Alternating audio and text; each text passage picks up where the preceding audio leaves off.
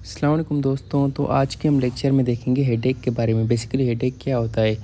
Headache का मतलब है सर में दर्द होना। ठीक है, सर में दर्द उसको नॉर्मल लेमन लैंग्वेज में हेडेक कहते हैं। ठीक है। अच्छा, इसके बारे में मैं आपको बता दूं कि जो ब्रेन में होती हैं पेन रिसेप्टर नहीं होते। ठीक है, तो ये हेडेक क्यों होता है? बेसिकली ये होता है इस वजह से क्योंकि पेन जो है पेन सेंसिटिव स्ट्रक्चर्स होते हैं, जैसे मेनिंजेस हो गई, कुछ ब्लड वेसल्स हो गई और कुछ क्रेनियल नर्व्स हो गई। ठीक है, तो उनकी इरिटेशन की वजह से हेडेक हमें महसूस होता है। ठीक है, ये हेडेक इस वजह से होता है।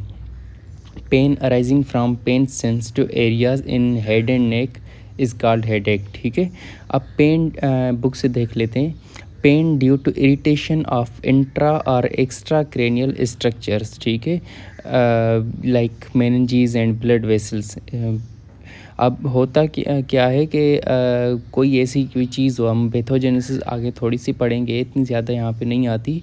अब होता क्या है कि कुछ पेन सेंसिटिव स्ट्रक्चर्स होते हैं, जैसे इंट्राक्रेनियल भी होते हैं, जैसे मेनिंजेस हो गई, कुछ नर्व्स हो गई, और एक्स्ट्रा क्रेनियल जैसे नर्व्स हो गई, और ये चीज़ें हो गई। ठीक है, तो इनमें जो है इरिटेशन होती है। इरिटेशन किसी भी वजह से हो सकती है। ठीक है, जैसे कोई हम ट्रिगर्स, जैसे ट्रिगरिंग कोई फैक्टर आए तो वो ब्रेन में कोई ख़ास तरह की कोई डीपोलराइजेशन करवाता है, और डीपोलराइजेशन के बाद कुछ वेज़ो एक्टिव सब्सटेंसेस रिलीज़ होते हैं जो कि ब्लड वेसल्स की जो है वेज़ो डायलेशन करवाते हैं और ब्रेन की थोड़ी सी इन्फ्लेमेशन करवाते हैं। तो इन इन्फ्लेमेशन और वेज़ो डायलेशन की वजह से क्या होता है, जो सराउंडिंग जो स्ट्रक्चर्स होते हैं ना, वो इरिटेट होते हैं। उनकी इरिटेशन की वजह से वो जो है उनकी वजह से पेन महसूस होता है। ठीक है, ये लाइन आप समझ लें। Pain due to irritation of intra और extra cranial structures like meninges, blood vessels. अच्छा, ये हेडेक की डेफिनेशन हो गई। अब हेडेक बेसिकली दो टाइप्स का होता है, एक प्राइमरी हेडेक होता है और दूसरा सेकेंडरी हेडेक होता है। प्राइमरी हेडेक का मतलब है कोई ब्रेन की वैसी कोई डिफॉर्मिटी नहीं है, कोई ऐसा कोई क्या कहते हैं कि मतलब ब्रेन में डीपोलराइजेशन की वजह से हो रहा है। ठीक है, और सेकेंडरी हेडेक का मतलब है कि कोई डिफॉर्मिटी हो गई है स्ट्रक्चरल, या मतलब कोई भी डिजीज़ हो गई है इस वजह से। अब सेकेंडरी हेडेक को हम पहले देख लेते हैं। सेकेंडरी हेडेक क्यों होते हैं? कोई मेडिकेशन के इस्तेमाल से हो सकते हैं, और यो मेनिंजाइटिस की वजह से हो सकते हैं, सबअरेक्नाइड हेमरेज की वजह से होते हैं, जिस थंडर स्कैल्प हेडेक या worst headache of my life, ये इसमें सबअरेक्नाइड हेमरेज में होता है। हाइड्रोसेफलस में हो सकता है, न्यूप्लेजिया में हो सकता है, जाइंट सेल आर्थराइटिस में हो सकता है। ये कॉजेज़ हो सकते हैं सेकेंडरी हेडेक के। ठीक है, सेकेंडरी हेडेक को उसी टाइम इमरजेंसी में ट्रीट करना ज़रूरी होता है। अब आते हैं प्राइमरी हेडेक पे। प्राइमरी हेडेक बेसिकली तीन टाइप्स के होते हैं। एक होता है टेंशन टाइप, और दूसरा माइग्रेन और क्लस्टर। अब टेंशन टाइप को देख लेते हैं। टेंशन टाइप में क्या होता है? टेंशन टाइप में ये जो हेडेक होता है वो बायलेटरल होता है। ठीक है, और ये तकरीबन एक दिन तक ये चलता है। ये टेंशन टाइप हेडेक 30 मिनट से 4 से 6 घंटे तक रहता है। ठीक है, मतलब सबसे कम पेन जो होता है वो टेंशन टाइप हेडेक में होता है। बाकी माइग्रेन और क्लस्टर हेडेक में बिल्कुल सीवियर टाइप का हेडेक होता है। ठीक है, इसमें क्या होता है कि स्टेडी बैंड लाइक पेन होता है। इसमें कोई नोज़िया, वोमिटिंग, कोई फोटोफोबिया, फोनोफोबिया, कोई ऑरा नहीं होती। बेसिकली ये जो नोज़िया, वोमिटिंग, फोटोफोबिया, फोनोफोबिया, ये जो है माइग्रेन में होती हैं। तो उनको डिफ्रेंशिएट करने के लिए यहाँ पे लिखा हुआ है, ये टेंशन टाइप में नहीं होती, बस स्टेडी बैंड लाइक पेन होता है। ठीक है, ये बस आप पिक्चर ये वाली आप याद रखें, bilateral steady band like pain. अच्छा, इनमें बस हम ट्रीटमेंट सिंपल एनाल्जेसिक देते हैं, या इंसेट देते हैं, एसिटोमिनोफेन देते हैं। अगर रिकरेंटली ये होता रहे तो ये TCA भी दे सकते हैं, या फिर बिहेवियरल थेरापी करवाते हैं।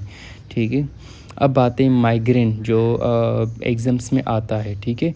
अब माइग्रेन क्या होता है, माइग्रेन ये सीवियर जो है पल्सेटिंग पेन होता है, यूनिलेटरल पल्सेटिंग पेन होता है। यहाँ पे देखें, ये पिक्चर आप याद रखें, यूनिलेटरल पल्सेटिंग पेन होता है, ठीक है। अब इसमें बेसिकली होता क्या है कि मैं थोड़ी सी आपको इसकी पैथोजेनेसिस समझा लूँ, इसकी ज़रूरी है। कुछ ट्रिगरिंग वैसे तो इसकी पैथोजेनेसिस अभी तक कोई अंडरस्टूड नहीं है, पर वेल नोन जो थ्योरी है उसको थोड़ा सा समझा देता हूँ आपको। इसमें कुछ ट्रिगर्स होते हैं, जैसे रिस्क फैक्टर जेनेटिक्स की वजह से हो सकता है, स्ट्रेस की वजह से हो सकता है, ड्रग्स की वजह से हो सकता है, ड्रग्स में कॉन्ट्रासेप्टिव्स आ जाती हैं, या फिर डाइट की वजह से हो सकता है, डाइट में जैसे चॉकलेट्स, चीज़ या वाइन, इन चीज़ों की वजह से हो सकता है। ये होते हैं ट्रिगरिंग फैक्टर। अब इन ट्रिगरिंग फैक्टर ये क्या करवाते हैं, किसी भी तरह ये ट्राइजेमिनोवेस्कुलर की एक्टिवेशन करवाते हैं। ट्राइजेमिनोवेस्कुलर का मतलब है वेसल्स और ट्राइजेमिनल नर्व की। अब ट्राइजेमिनल नर्व और वेसल की एक्टिवेशन जैसे ये ट्रिगरिंग फैक्टर करवाते हैं, तो ये रिलीज़ करते हैं कुछ वेजो एक्टिव पेप्टाइड्स। अब वो वेजो एक्टिव पेप्टाइड्स आप याद रखिएगा, वेजो एक्टिव पेप्टाइड्स जो दो टाइप्स के यहाँ पे लिखे हुए हैं, एक लिखा हुआ है सब्सटेंस पी और दूसरा calcitonin gene related peptide CGRP, ठीक है। ये जो है ट्राइजेमिनो वेस्कुलर मतलब ट्राइजेमिनल नर्व और ब्लड वेसल ये सब्सटेंसेस रिलीज़ करते हैं। अब ये सब्सटेंसेस क्या करवाते हैं, ये सब्सटेंसेस जो हैं ब्रेन में अंदर जाकर ये वेजोडाइलेशन करवाती हैं और इन्फ्लेमेशन करवाती हैं। ज़ाहिर सी बात है ये जगह ज़्यादा लेंगी, तो इनकी वजह से जो सराउंडिंग जो नॉइज़ी रिसेप्टर्स होते हैं, जो पेन सेंसिटिव रिसेप्टर होते हैं या इरिटेट वो एक्टिवेट होते हैं और वो पेन कॉज करवाते हैं, ठीक है। ये होता है माइग्रेन। मैं आपको फिर से समझा देता हूँ। कुछ ट्रिगरिंग फैक्टर्स होते हैं, जैसे जेनेटिक्स की वजह से हो सकता है, स्ट्रेस की वजह से हो सकता है, ड्रग्स की वजह से हो सकता है, या डाइट की वजह से हो सकता है। ड्रग्स में जो है कॉन्ट्रासेप्टिव आती हैं और डाइट में जो है चॉकलेट, चीज़, वाइन वगैरह ये आती हैं, ठीक है। बाकी काफ़ी सारी चीज़ों की वजह से हो सकता है। अच्छा, ये ट्रिगरिंग फैक्टर क्या करवाते हैं, न्यूरो वेस्कुलर की एक्टिवेशन करवाते हैं। न्यूरो वेस्कुलर की एक्टिवेशन की वजह से वेजो एक्टिव पेप्टाइड्स रिलीज़ होते हैं। वेजो एक्टिव पेप्टाइड्स का मतलब है CGRP या सब्सटेंस पी। अब ये जाकर इन्फ्लेमेशन करवाते हैं और वेजोडाइलेशन करवाते हैं। इन्फ्लेमेशन और वेजोडाइलेशन की वजह से सराउंडिंग जो नोज़ी रिसेप्टर होते हैं वो इरिटेट होते हैं, उनकी एक्टिवेशन होती है, तो ये पेन सेंस होता है हमें, ठीक है। यूनिलेटरल पल्सेटिंग पेन होता है इसमें। अब इसके फ़ीचर पढ़ लेते हैं। इसमें जो होता है पल्सेटिंग पेन होता है, यूनिलेटरल पल्सेटिंग पेन होता है, और इसके साथ नोज़िया, फोटोफोबिया और फोनोफोबिया भी होती है, ठीक है। नोज़िया, फोनोफोबिया, ठीक है, ये हो सकती है। अच्छा, pulsating pain with photophobia, phonophobia and nausea, इससे जो पहले माइग्रेन से पहले इस बंदे में ओरा हो भी सकती है, नहीं भी हो सकती, ठीक है। इसमें मतलब ओरा हो सकती है। बाकी टेंशन टाइप और क्लस्टर हेडेक में ओरा नहीं होती, ये आप याद रखिएगा। अच्छा, ये हो गए फीचर्स हमारे माइग्रेन टाइप हेडेक में, जिसकी पाउंड इसका निमोनिक लिखा हुआ है, बस आप याद कर सकते हैं। पल्सेटाइल पेन होता है, 1 दिन की ड्यूरेशन होती है, यूनिलेटरल होता है, नोज़िया और डिसेबलिंग होता है, ठीक है। बस आप याद रखें, पल्सेटिंग यूनिलेटरल पेन होता है with photophobia, phonophobia and nausea, और जो है इसमें ओरा हो सकती है, ठीक है। इसका एक ट्रीटमेंट हम इस तरह करते हैं, पहले हम एनसेड्स देते हैं, अगर उससे बेहतर हो जाता है तो सही है, नहीं तो अगर सही नहीं होता तो ट्रिप्टन्स देते हैं या अर्गोट्स देते हैं। अब ये अर्गोट्स या ट्रिप्टन्स क्या हैं, ये सेरोटोनिन एगोनिस्ट हैं, ठीक है। अब मैं आपको थोड़ा सा बता दूं, जो ट्राइजेमिनोवेस्कुलर की एक्टिवेशन हो रही थी और वो रिलीज़ करवा रहे थे वेजो एक्टिव पेप्टाइड्स। अच्छा, ये एक थ्योरी ये भी कहती है कि जब कभी भी सेरोटोनिन की कमी हो तब ये वेजो एक्टिव पेप्टाइड रिलीज़ होते हैं, तो हम क्या कहते हैं, सेरोटोनिन दे देते हैं ताकि ये वेजो एक्टिव पेप्टाइड्स जो हैं वो रिलीज़ ना हों, ठीक है। तो ये ट्रिप्टन्स और डाईहाइड्रोएर्गोटामिन जो है ये सेरोटोनिन एगोनिस्ट्स हैं। बाकी जो है इसमें वॉमिटिंग भी होती है, तो इसके लिए हम एंटीमेटिक्स देते हैं, ठीक है। 3 ग्रुप हम एक्यूट में देते हैं। 3 आप एक तो हम पेन को कंट्रोल 2 ग्रुप देते हैं। एक तो हम पेन को कंट्रोल करते हैं, पेन को कंट्रोल हम एनसिड से करते हैं, या फिर अगर उससे नहीं हो तो सेरोटोनिन एगोनिस्ट जिसमें ट्रिप्टन आ जाता है और डाईहाइड्रोएर्गोटामिन आता है। और दूसरा जो है इसमें वॉमिटिंग या नोज़िया की फीलिंग आती है, तो इसके लिए एंटीएमेटिक देते हैं। बाकी अगर रिकरेंटली ये माइग्रेन का एपिसोड होता रहे तो इसमें हम प्रोफाइलेक्टिक ट्रीटमेंट देते हैं, जैसे लाइफ स्टाइल चेंजेस करवाते हैं, जैसे स्लीप ज़्यादा करे, डाइट में जो है ये चीज़ें जिससे जो है इसका ट्रिगरिंग हो रहा है वो ना ले, और एक्सरसाइज करे ये बंदा, और अंधेरे वाले कमरे में रहे, ज़्यादा शोर शराबा में ना बैठे। तो ये लाइफ स्टाइल चेंजेस उसको समझाते हैं। बाकी जो है बीटा ब्लॉकर हम देते हैं, या फिर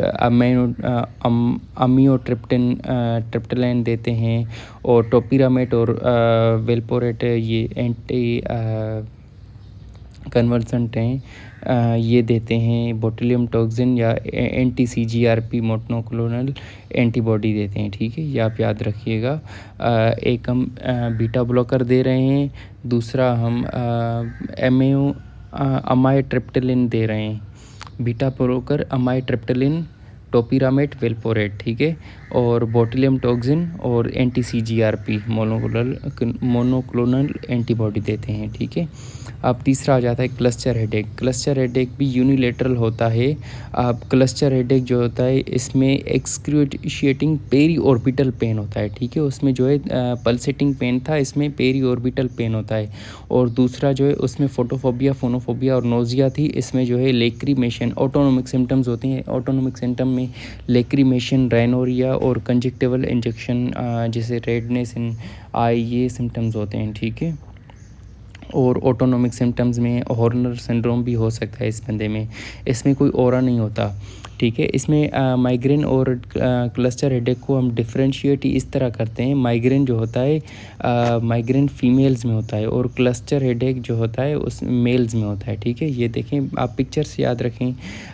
टेंशन टाइप में फ़ीमेल है और माइग्रेन में भी फ़ीमेल है, तो ये फीमेल्स में मोस्ट कॉमन है। बाकी क्लस्टर हेडेक मेल्स में कॉमन है, ठीक है। और दूसरा जो है पेन का टाइप को कैसा है, अगर पल्सेटिंग यूनिलेटरल पेन है तो माइग्रेन में आ जाएगा। अगर वो पेरी ऑर्बिटल एक्सक्रूशिएटिंग पेन है तो ये क्लस्टर हेडेक में आएगा, ठीक है।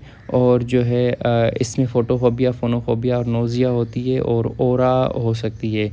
इसमें जो है ऑटोनोमिक सिम्टम्स होते हैं। ऑटोनोमिक सिम्टम में लेक्रीमेशन, राइनोरिया, कंजक्टिवल इंजेक्शन और हॉर्नर सिंड्रोम हो सकता है, और इसमें ओरा नहीं होती, ठीक है। ये होता है क्लस्टर हेडेक और माइग्रेन हेडेक में डिफरेंस, ठीक है। और इसका जो है हम ट्रीटमेंट एक्यूटली तो 100% ऑक्सीजन देते हैं और समाट्रिप्टन देते हैं, और प्रोफाइलेक्सिस में हम वेरापामिल देते हैं, ठीक है। ये ट्रीटमेंट में भी डिफरेंस है। इसमें हम 100% ऑक्सीजन देते हैं, और माइग्रेन में हम ऑक्सीजन की ज़रूरत नहीं होती, ठीक है। अब आता है ट्राइजेमिनल न्यूरल्जिया। अब ट्राइजेमिनल न्यूरल्जिया क्या होता है? अब आपने देखा था ट्राइजेमिनल नर्व अराइज कर रही थी पोन्स से, बिल्कुल जो थिक नर्व होती है, मैंने आपको बताई थी, वो निकलती है पोन्स से। अब वो जाकर सप्लाई करती है। ये इसके 3 ब्रांचेस होती हैं, एक V1, V2, V3 ब्रांच। अब ये सप्लाई करती है, ये V1 वाली इस पार्ट को सप्लाई करती है, V2 वाली इस पार्ट को करती है, और V3 वाली इस पार्ट को करती है, ठीक है। फॉर सपोज़ करें कोई आपको तो पता है सर्कल ऑफ विलस जो है वो ब्रेन को सप्लाई करता है, उसकी काफ़ी सारी ब्रांचेस होती हैं। फॉर सपोज़ करें उसकी ऐसी कोई ब्रांचेस निकले जो है ट्राइजेमिनल नर्व के साथ रहे, मतलब ट्राइजेमिनल नर्व के साथ ही उसकी कोई ब्रांच निकले, सर्कल ऑफ विलस से ब्लड वेसल की कोई ब्रांच निकले, तो क्या होगा कि ट्राइजेमिनल नर्व जो है इरिटेट होगी। अब उसकी इरिटेशन की वजह से ये यूनिलेटरल पूरे फेस का जो है पेन होता है, ठीक है। इसको कहते हैं ट्राइजेमिनल न्यूरल्जिया। अच्छा, इसमें थ्योरी पढ़ लेते हैं। Recurrent brief episodes of intense unilateral pain in fifth cranial nerve distribution. Usually V2 V3 होता है, पर V1 भी होता है, ठीक है। क्रेनियल नर्व फिफ्थ की डिस्ट्रीब्यूशन के एरिया में जो है इंटेंस पेन होता है। अब पेन कौन सा हो सकता है? बर्निंग पेन, जिस तरह से बिल्कुल ही मतलब हाथ लगाने से शॉक लाइक, मतलब इलेक्ट्रिक शॉक जैसे लगता है, स्टेबिंग, इस तरह का पेन होता है, ठीक है। अब most cases are due to compression of fifth cranial nerve by aberrant vascular loop. Pain is described as electrical shock like or stabbing that lasts for seconds, usually triggered by facial touch or facial movement like chewing, talking। अच्छा, ये जो होता है ये trigeminal neuralgia, ये pain unilateral pain होता है ये, और ये shock electric shock like stabbing pain होता है। बिल्कुल ही हाथ इतना पेन होता है कि मतलब हाथ लगाने से या फेस की कोई मूवमेंट का मतलब है कि च्यूइंग करने से या टॉकिंग करने से भी ये एक्सक्रिए मतलब बढ़ सकता है, ठीक है। इसका हम ट्रीटमेंट कार्बामाज़ेपाइन और ऑक्साकार्बेज़ेपिन देते हैं इसमें ट्राइजेमिनल न्यूरल्जिया में। Thank you. अगर कोई सवाल हो तो पूछ लीजिएगा।